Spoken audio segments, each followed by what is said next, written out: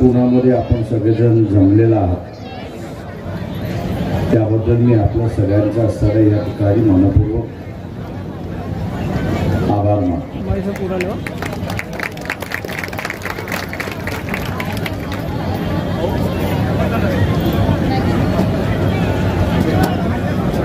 विरोधकांनी प्रचार करू नये आणि म्हणून प्रत्येक लोकसभेच्या निवडणुका या ऐन उन्हातच होतात अशी परिस्थिती आहे।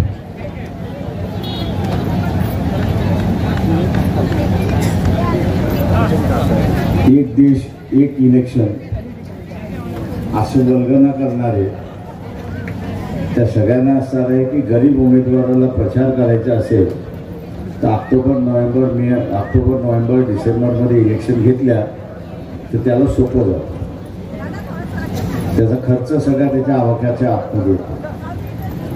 आज असताना अनेक उमेदवार आहेत, मला माहीत आहेत, चांगले आहेत, लढू शकतात, परंतु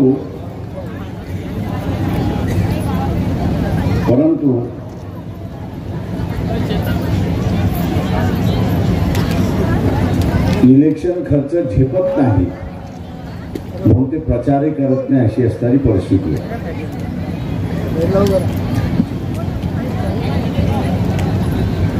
चळवळीच्या माध्यमातून आपण सगळेजण निवडणूक देणगी देतात, त्याच्याबद्दल पक्ष हे उमेदवार उभे करू शकतो आणि प्रचारही करू शकतो अशी परिस्थिती आहे। संजय बामणे हे रावेर मतदारसंघातील उमेदवार आहेत। राष्ट्रवादीने ही पहिल्यांदा जागा नामदार खडसे यांच्यासाठी मागितली। शरद पवार बैठकीमध्ये होते, शरद पवारांनी म्हटलं की हा माणूस तुमच्याकडे राहणार नाही, गॅरंटेडली सांगतो।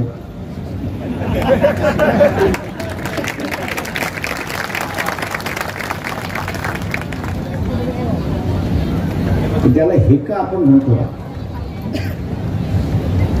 पाटलाचा हेका।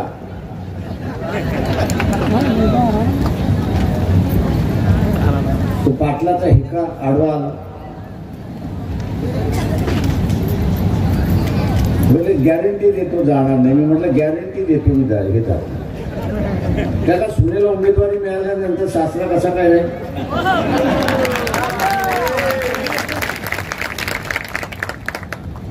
पण दुसरा उमेदवार नाही याची जाणीव होती। वंचित बहुजन आघाडी आम्ही मागत होतो की रावे तुम्ही आम्हाला सोडा, म्हटलं आता खडसे गेले आता तरी सोडा, नाही ते म्हटलं आमच्याकडे उमेदवार आहे। म्हटलं कोण ते म्हटले फॉर्म भरल्यानंतर तुम्हाला दिसतं, आणि फॉर्म भरल्यानंतर आपल्याला कोण दिसतंय की अगोदर अजित पवार बरोबर, नंतर बीजेपी बरोबर आणि आता शरद पवाराबरोबर अशी असणारी परिस्थिती। म्हणजे 15 दिवसामध्ये 3 पक्ष।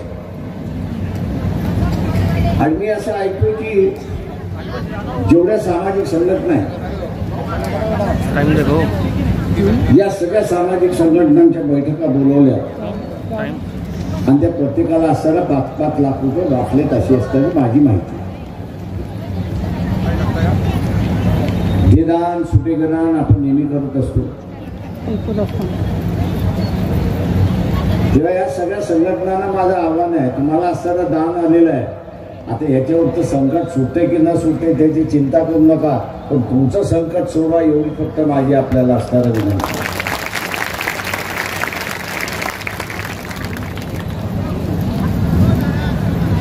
मध्यंतरी काँग्रेसची एक ऍडव्हर्टाइजमेंट होती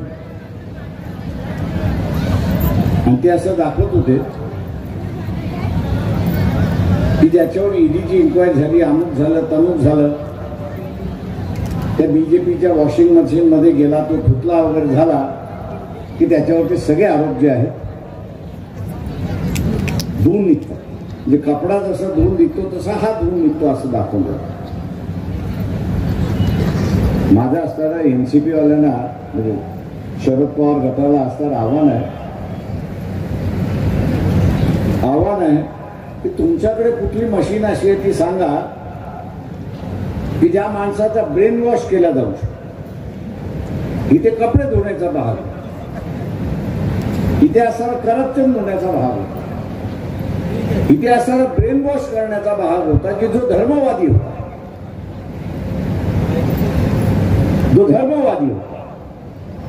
तो मुस्लिम विरोधात होता, तो ख्रिश्चन विरोधात होता.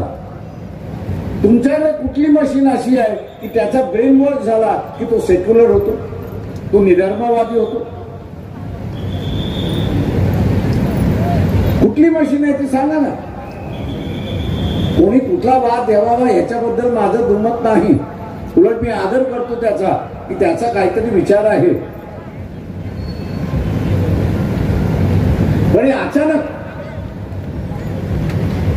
पण हे जे अचानक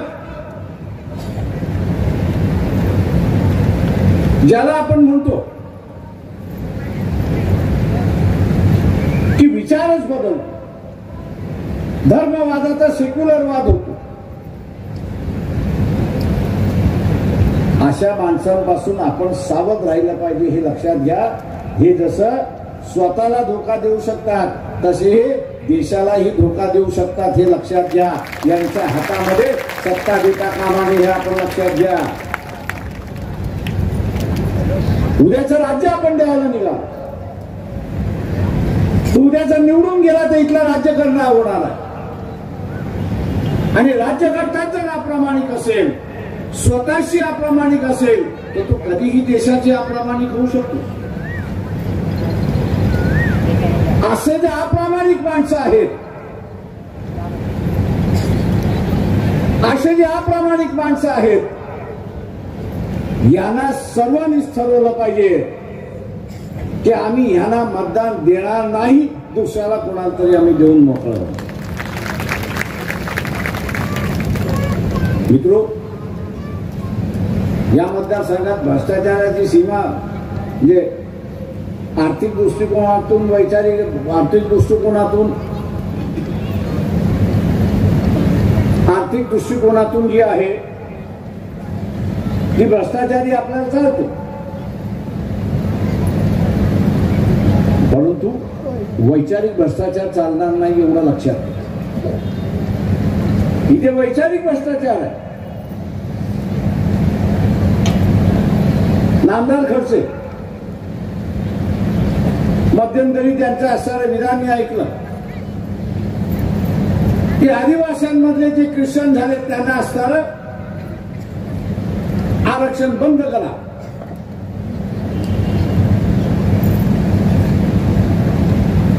एवढी वर्ष मंत्रिमंडळात राहून, सरकारमध्ये राहून या गोष्टीची जाणीव नसेल की आदिवासींना मुळात धर्मच नाही, निसर्ग हाच त्यांचा धर्म आहे. निसर्ग हाच त्यांचा धर्म आहे. कालांतराने काही आदिवासींनी ख्रिश्चन धर्म स्वीकारला, काही जणांनी असणारा मुस्लिम धर्म स्वीकारला, काही जणांनी इतर धर्म स्वीकारला. पण मुळात हा असर्ग नैसर्गिक आहे, निसर्गाची पूजा करत असतो. आणि म्हणून त्याला आरक्षण देताना धर्माचा आधार धरला नव्हता, तर तो आदिवासी आहे आणि त्याच्या आदिवासीपणावरतीच त्याला आरक्षण मिळालं, धर्मावरती मिळालेलं नाही.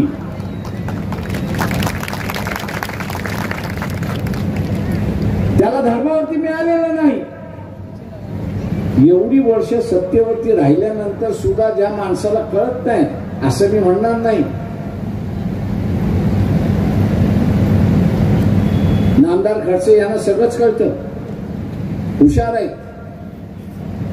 पण हुशारी लोकांच्या भल्यासाठी वापरायची नाही, तर ती हुशारी आपल्याला वाचवता कसं येईल याच्यासाठी वापरायची अशी असणारी परिस्थिती आहे. सत्ता ही आपल्याकडे राहावी, सत्ता ही आपल्याकडे राहावी आणि म्हणून इथं असणारं आदिवासींच्या संदर्भातलं आणि विशेष करून तडवी भीड दिलं या संदर्भात त्यांनी असणारं विधान केलं की हे ख्रिश्चन झालेत, यांना असणारं देऊ नये आणि त्याच्या मोबदल्यामध्ये भारतीय जनता पक्षाने त्यांच्या गळ्यामध्ये खासदारकीचं तिकीट दिलं अशी परिस्थिती आहे. राष्ट्रवादीतून उठले आणि पुन्हा BJP मध्ये गेले अशी परिस्थिती. हे जे नीतिमत्तेचं राजकारण नाही,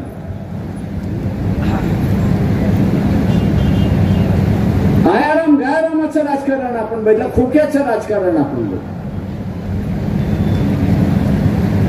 उद्याचे एक खोके पाकिस्तान म्हणून आले, ते घेणार की न घेणार, घेणार की न घेणार, अमेरिकेकडून आले घेणार की न घेणार, फ्रान्सकडून आले घेणार की न घेणार, कॉर्पोरेट जगाकडून आले की घेणार की न घेणार. ज्यांना जगण्याचं नीतिमत्ता आणि कुठल्याही पातळीला जाऊन वागतील अशा माणसापासून सावध आपण राहिलं पाहिजे. कारण उद्या तो नुसता खासदार होत नाही, तर तो उद्या पूर्ण राज्य त्याच्या हातामध्ये आपण देतोय अशी असणारी परिस्थिती आहे. आणि आपली 5 वर्ष म्हणजे आपली मानगुटी आपण त्याच्या हातामध्ये देतो हे आपण लक्षात घ्या. पण त्या मानगुटीचं काय करायचं हे तो ठरव. आणि म्हणून शेतकरी ज्यावेळेस दिल्लीला उपोषणाला बसला, दिल्लीला शेतकरी उपोषणाला बसला, मोदी काय करत होता तर घरामध्ये बसून बिन वाजवत बसला. वर्षभर थंडीत असेल, उन्हाळ्यात असेल, पावसात असेल, वर्षभर तो बसला. आणि हा माणूस त्याला भेटायला गेला. इथे संघाचे कार्यकर्ते असतील, मी त्याला विचारतोय तुम्ही मानवतावाद सांगताय,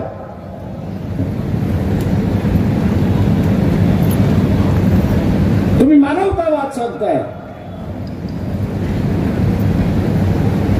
हा कुठला मानवतावाद की पंतप्रधान जाऊन त्या असणाऱ्या आंदोलनकर्त्याला भेटायलाही तयार नाही.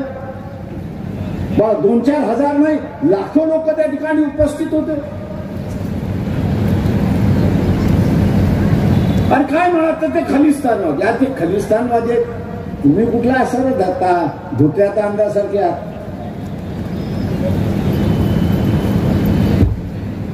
तुम्ही सुद्धा कुठल्या धोत्यात अंदासारखे आहात. कोणाला तरी खलिस्तान म्हणायचं, कोणाला तरी पाकिस्तानवादी म्हणायचं, कोणाला तरी असणारा देशद्रोही म्हणायचं. आणि यांनी जसा ठेका घेतला. मी संघवाल्यांना विचारतो तुम्ही कुठच्या तोंडाने असणारा आज लोकांना सांगताय की पुन्हा भारतीय जनता पक्षाचं सरकार येऊ द्या, पुन्हा तुम्हाला असणारा 2-2 वर्ष लोक रस्त्यावरती बसवायची आहेत का, याचा पहिल्यांदा खुलासा.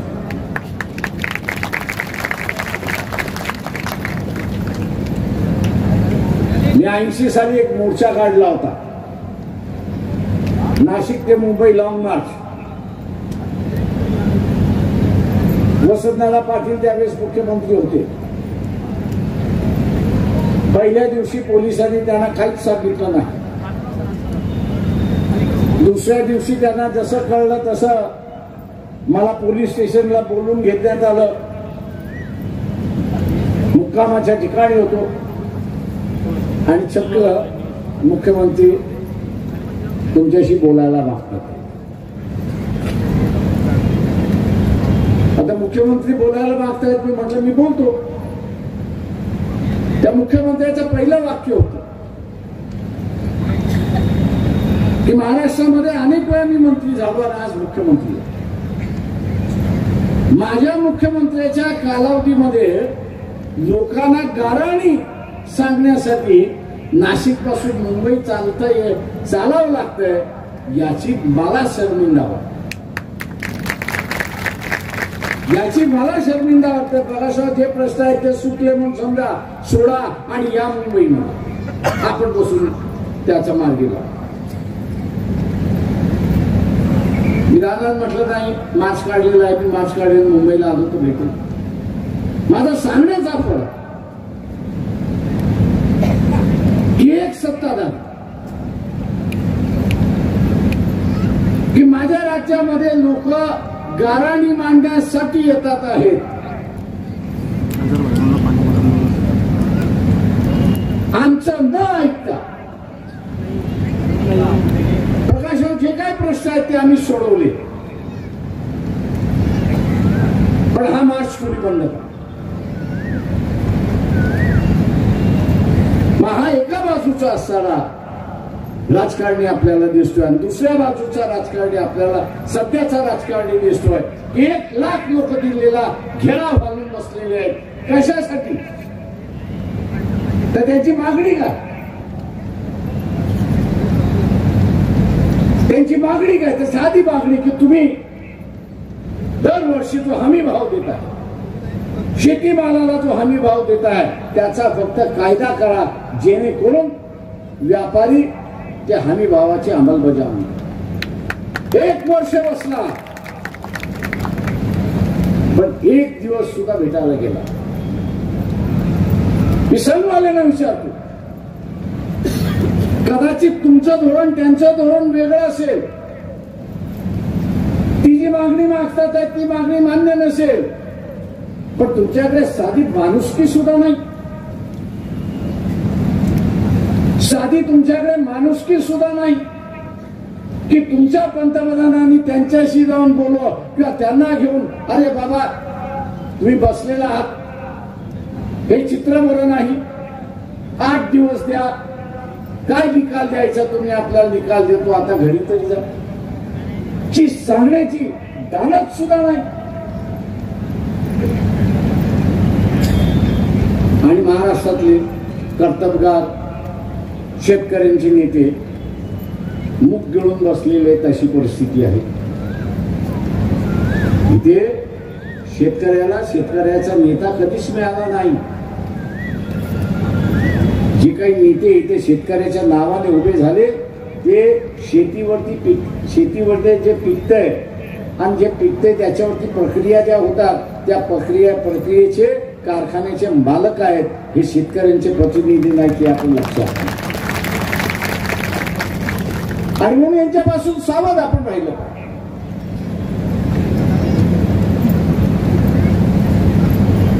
2014ला राष्ट्रवादीने असाला पाठिंबा दिला, न मागचा पाठिंबा दिला का? ते इलेक्शन होतील म्हणून.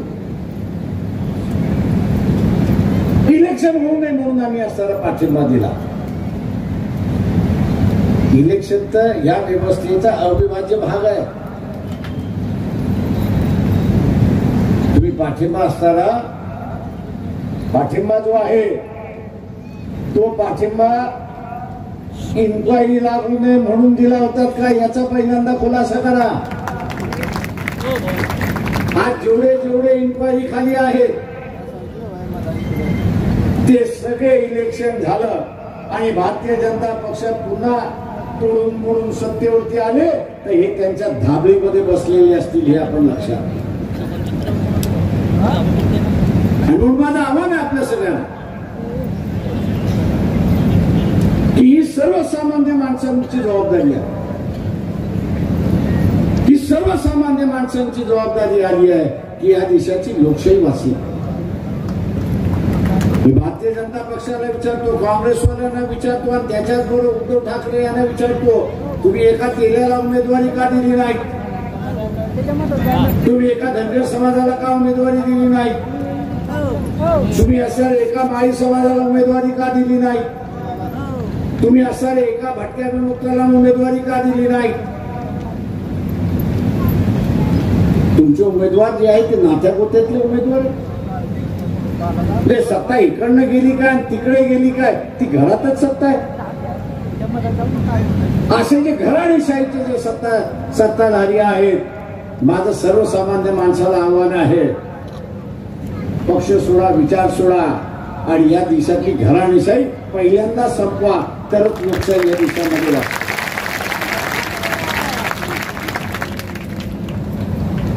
आज मुसलमान बोलतो मी बसल्या बसल्या ऑल इंडिया मुस्लिम लीगचा असताना, ऑल इंडिया मुस्लिम मुजाहिदचं असताना पत्र वाचत होतो आणि त्यांनी देशभरामध्ये कुठल्या कुठल्या पक्षाने उमेदवारी दिली त्याची माहिती. महाराष्ट्रामध्ये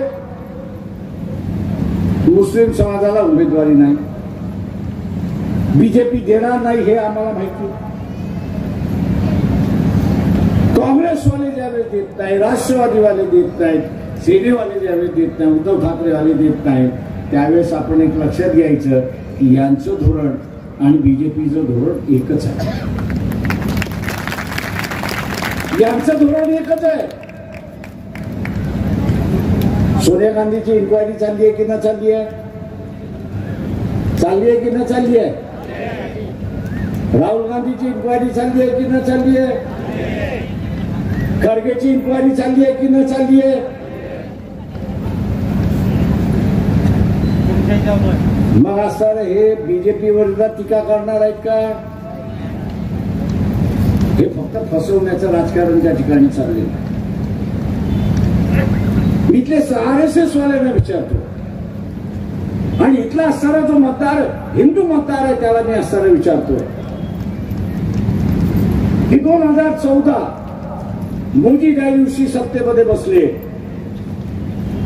त्या दिवसापासून ते असणारा राज्यसभेमध्ये उत्तर देतात, प्रश्नाचं उत्तर देताना एकंदरीत 17 लाख हिंदू कुटुंब, 17 लाख हिंदू कुटुंब नागरिकत्व सोडून गेले आणि परदेशी नागरिकत्व गेले. तुम्ही या देशाला हिंदू राष्ट्र करायला निघाला आणि आम्ही म्हणतो तर हा राष्ट्रच हिंदूंचा आहे, त्याच्यामुळे करण्याची गरज काय? दाखवताना आम्ही मुसलमानाच्या विरोधात, दाखवताना आम्ही ख्रिश्चनांच्या विरोधात, दाखवताना आम्ही आरक्षणाच्या विरोधात. मुंह में राम बगल में छुरी असं म्हणतात, त्या पद्धतीने यांचं जे वसुलीचं राज्य,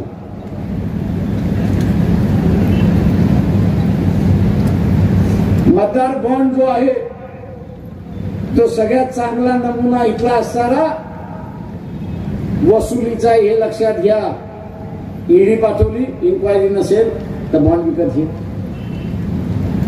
जेलमधनं सुटायचं असेल तर बॉन्ड विकत घे. बेल पाहिजे असेल तर बॉन्ड विकत घे आणि ते आमच्या पैशामध्ये टाका. हे वसुलीचं राज्य. इथल्या असणाऱ्या हिंदू संघटनांना विचारतो, हे जे 17 लाख कुटुंब भारताचं नागरिकत्व 2014 पासून ते 4 महिन्यापूर्वी प्रश्न विचारण्याच्या आतमध्ये सोडून गेले, त्यांच्याकडून सुद्धा तुम्ही वसुली करत होतात का? ते वसुली देणार नाही आणि म्हणून आपली असणारी इज्जत मातीमध्ये मिळेल या भीतीने त्यांनी नागरिकत्व सोडलं, अशी परिस्थिती आहे का? मित्रो, पंतप्रधानाचं कार्यालय हे मानवतेचं कार्यालय. त्या ठिकाणी पंतप्रधानाचं कार्यालय हे मानवतेचं कार्यालय असलं पाहिजे, पण हे मानवतेचं कार्यालय न राहता हे वसुलीचं कार्यालय झाले, हे आपण असताना लक्षात. हे वसुलीचं कार्यालय झाले अशी असताना परिस्थिती आहे. मी इथल्या साऱ्या व्यापाऱ्यांना सांगतो, राजकारण्यावरती धाडी टाकून झाल्या, कारखानदारावरती झाडी टाकून झाल्या, आता तुमची पाळी आहे, एवढं लक्षात. आता तुमची पाळी आहे. शिक्षण संस्थेचे महर्षी आहेत त्यांची पाळी आहे. जिल्ह्यामध्ये ज्यांचे उद्योग आहेत त्यांची पाळी आहे हे आपण लक्षात घ्या. तुमच्यावरती धाडी पडणार आहे हे लक्षात घ्या. का हे सरकार कंगाल सरकार आहे असं वर्ल्ड बँक म्हणते. 10 वर्षाच्या कालावधीमध्ये 10 वर्षाच्या कालावधीमध्ये या सरकारने देशाला कंगाल केले हे आपण लक्षात. 2014 नरेंद्र मोदी पंतप्रधान झाले त्यावेळी देशावरचं कर्ज 100 रुपयातलं 26 रुपये किती होते? 26 रुपये. आज इलेक्शन वर्ष आहे. या इलेक्शन वर्षामध्ये मोदीने हे कर्ज वाढून कुठपर्यंत ठेवलेलं आहे तर 84 रुपयापर्यंत गेले. 26 वरनं 10 वर्षामध्ये 84 रुपयावरती कर्ज वाढले अशी परिस्थिती आहे. आणि जागतिक बँक हे म्हणत आहे की 2026 ला हे कर्ज 96 रुपयावरती जाईल अशी परिस्थिती आहे. तुमच्या घरातला पगार जर 20,000 असेल आणि ते 20,000 पगार हा 18,000 हप्ता भरण्यामध्ये जाणार असेल तर 2,000 रुपयामध्ये तुम्ही घर चालवू शकता का? मग 4 रुपयामध्ये देश चालू शकेल का? 4 रुपयामध्ये देश चालू शकेल का? हा कर्ज काढत देणार आणि आपल्याला बुडवणार. आणि म्हणून मी जेव्हा मध्यंतरी म्हणालो की दारुड्याची जी वृत्ती आहे दारुड्याची जी वृत्ती आहे तीच वृत्ती नरेंद्र मोदीची आहे.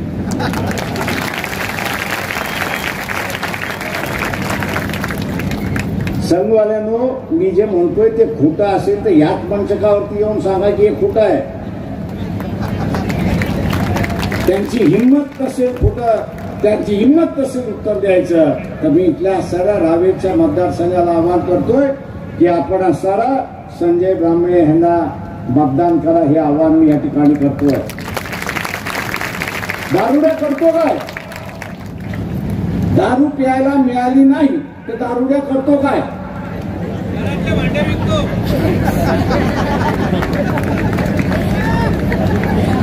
सोनं नाणं विकतो, घरदार विकून टाकतो. मोदी सुद्धा आता तेच बोलायला लागलेला आहे. त्यांनी एअर इंडिया विकली. आता तो म्हणतो मी तेल कंपन्या विकणार. आता तो म्हणतोय मी असारा लोखंड कारखाने ते विकणार. का विकणार? तर 4 रुपयामध्ये घर चालत नाही. 4 रुपयामध्ये घर चालत नाही. विकून जेवढा पैसा येईल तेवढा चालवायचा. परंतु सावकाराला आपण हप्ता दिला नाही तर सावकार काय करतो? सावकाराला त्याचा हप्ता द्यायचा असेल पैसे द्यायचे असेल आपण दिले नाही तर सावकार काय करतो? दादागिरी करतो. अजून काय करतो? हडप करतो. बाबासाहेब असं म्हणाले होते की राजकीय लोकशाहीला आणि राजकीय सार्वभौमाला टिकवायचं असेल तर कणा लागतो. आणि बाबासाहेब म्हणाले होते की आर्थिक कणा असल्याशिवाय लोकशाही आणि राजकीय सार्वभौम टिकत नाही हे आपण असं लक्षात. त्या सावकारापुढे आपण झुकतो. मोदीला अजून 5 वर्ष आपण दिली तर आपली अवस्था ज्याच्या कोणाकडून पैसे घेतले त्याच्या पुढे झुकावं लागेल आणि आपला घाण ठेवावं लागेल अशी असणारी परिस्थिती. आणि म्हणून माझं आव्हान आहे ते की मला घेत नाही त्याचं कारण तेच आहे. काँग्रेसवाले, उद्धव ठाकरेवाले, एनसीपी वाले, प्रकाश हे आपण बोलू नये म्हटलं. का बोलू नये? तुम्ही असं करा, 2 जागा घ्या गप बसा. अरे म्हटलं ज्यावेळेस तुम्हाला मोदीचे कपडे फाडण्याची वेळ आलेली आहे, काँग्रेसवाल्यांना मी म्हटलं तुम्हाला बीजेपीने असणारा राजीव गांधीला बदनाम केलं, त्याची असणारी एवढी मोठी संधी आलेली आहे, याचे कपडे फाडण्याचे नुसते मोदीचे नाही तर भारतीय जनता पक्ष आणि RSS यांना नांगडं करण्याची वेळ आलेली आहे. वेळ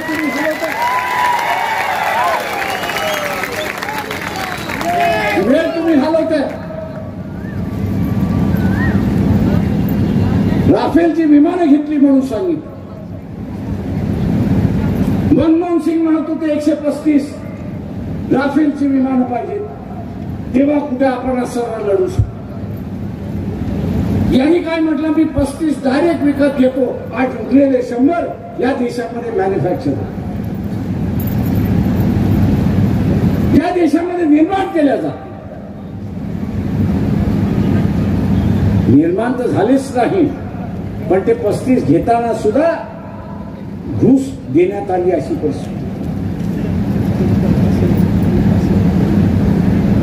ज्या कंपनी डेसॉल्ट नावाच्या कंपनीकडून असताना आपण जे विकत घेतले, त्यांनी असताना आपला अहवाल फ्रान्सच्या गव्हर्नमेंटला, फ्रेंचच्या गव्हर्नमेंटला सादर केला आणि त्याच्यामध्ये त्यांना असं फ्रेंच गव्हर्नमेंटला दिसलं की हे विमान विकत असताना कंपनीवाल्यांनी विमान विकत घ्यावं म्हणून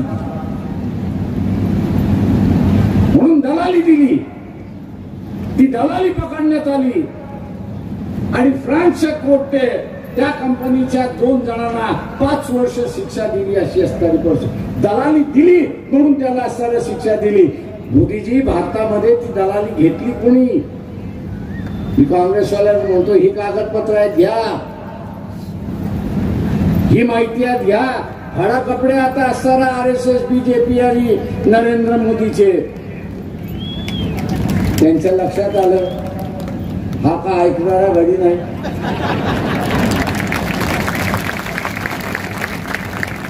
तेव्हा आम्ही बाहेर कसं जाऊ?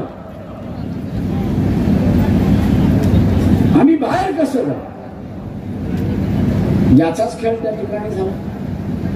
तुम्ही तो खेळ केला, त्याच्याबद्दल मी अभिनंदन करतो. आणि आज महाराष्ट्रामध्ये वंचित बहुजन आघाडी ही मेन ऑपोजिशन पार्टी उभी राहिली ही परिस्थिती आहे.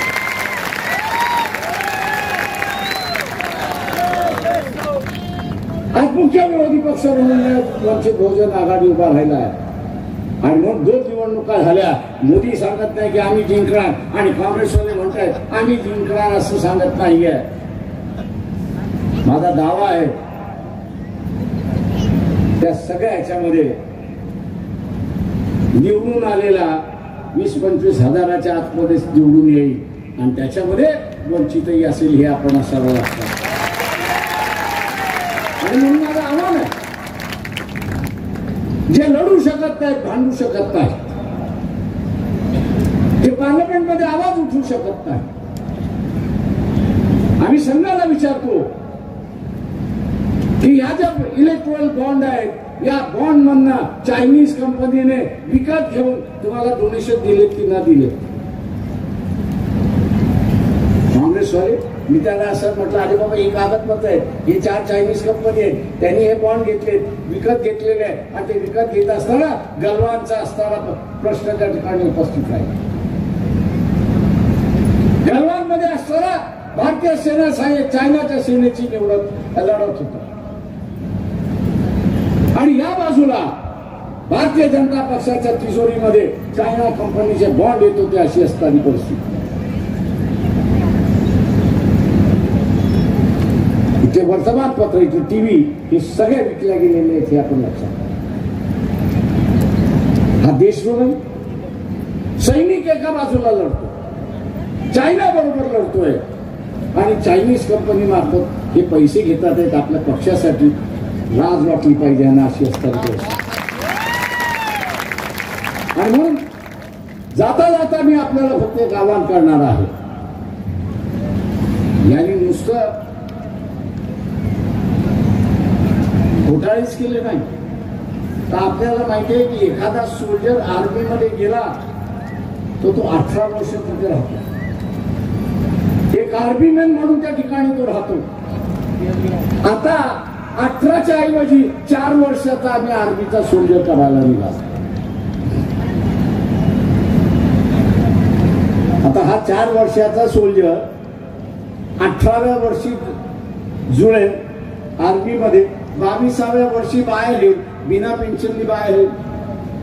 18 वर्ष लग्न करता येत नाही, 22व्या वर्षी बाहेर आला तर बेरोजगार होऊन येईल, म्हणून त्याला पोरगी मिळणार नाही अशी परिस्थिती.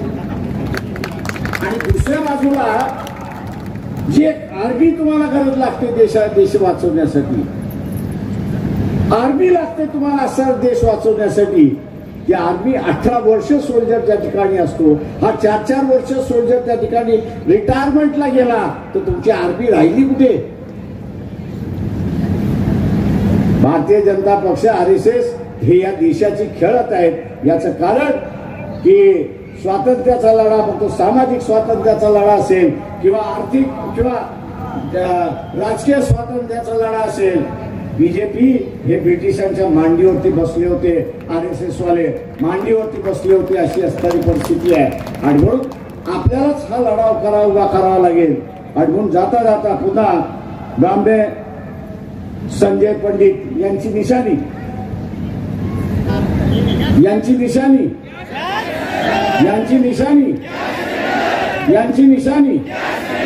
गॅस सिलेंडर समोरचं बटन दाबून यांना प्रचंड मताने आपण विजयी करा हे आवाहन करतो. आपल्याला